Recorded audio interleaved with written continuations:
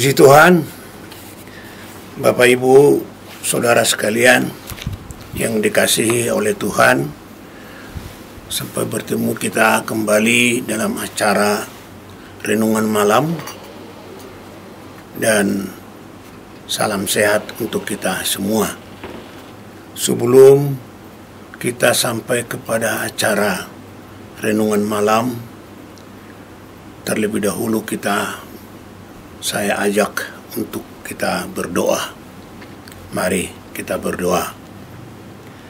Bapa di surga, terima kasih Tuhan atas bimbingan-Mu dan berkat-Mu yang mengalir di hati kami masing-masing, agar acara Renungan Malam dapat selalu kami laksanakan penuh dengan sukacita dan penuh dengan kedamaian. Biarlah di dalam acara Renungan Malam ini Roh-Mu yang kudus yang senantiasa hadir bersama kami dan berada di tengah-tengah kami. Di dalam nama anak-Mu Tuhan Yesus Kristus kami berdoa dan mengucap syukur. Amin. Bapak Ibu sekalian, saudara yang dikasihi Tuhan, adapun renungan malam tertulis dalam kitab Daniel 9 ayat yang ketiga. Kitab Daniel 9 ayat yang ketiga, yang berbunyi sebagai berikut. Lalu aku mengarahkan mukaku kepada Tuhan Allah untuk berdoa dan bermohon sambil berpuasa dan mengenakan kain kabung serta abu.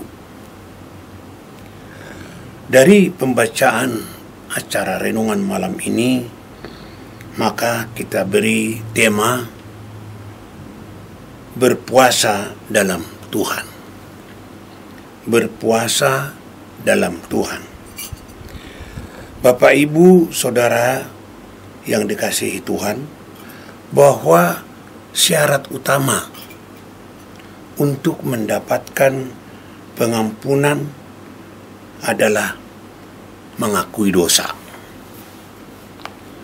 Pengakuan itu dilakukan dengan kesadaran dan kerendahan hati, bukan sekedar formalitas sebagai suatu kebiasaan.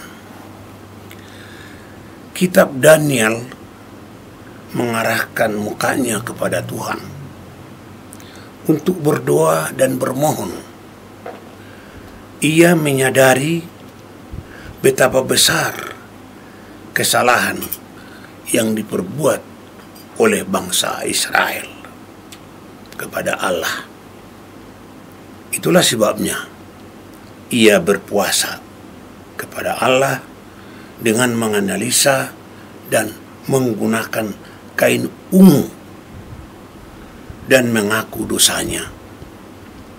Selain itu, Daniel juga mewakili bangsanya meminta pengampunan di hadapan Allah.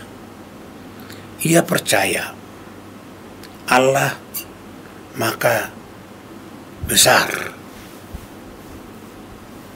dan dahsyat adalah Allah yang memegang perjanjian terhadap mereka yang mengasihi dan berpegang kepada perintahnya. Dalam doa, Bapak, Ibu, Saudara yang dikasihi Tuhan, pengakuan dosa ada kata tunggal dan ada kata jamak yang dipakai Daniel ketika ia menaikkan doa di hadapan Allah. Kata ganti yang digunakannya bukan hanya aku, ini tunggal, bukan hanya aku, tetapi juga kami, ini kata majemuk. Karena itu pengakuan dosanya bukan hanya untuk diri sendiri, tetapi juga untuk bangsanya, yaitu bangsa Israel. Hal ini terlihat dari istilah yang dipakai Daniel, seperti raja-raja kami, pemimpin-pemimpin kami, dan segenap rakyat kami. Daniel sadar bahwa sebagian dari bangsanya, beliau atau Daniel merasa turut dalam keterdosaan dan wajib untuk mengakui dosanya yang dilakukan oleh orang-orang Yahudi adalah mengabaikan perkataan para nabi yang telah memberi mereka atas nama Tuhan. Mereka juga melakukan pemberontakan kepada Tuhan. Bangsa Israel melakukan pemberontakan kepada Tuhan. Karena itu Daniel merasa dan prihatin atas kebebasan orang Israel. Maka ia pun melakukan puasa. Daniel melakukan puasa dan berdoa sungguh-sungguh bahwa Tuhan menghakimi mereka di tanah pembuangan sebagai bentuk keadilannya. Mengaku dosa, Bapak Ibu Saudara sekalian, adalah merupakan sikap yang benar di mata Allah.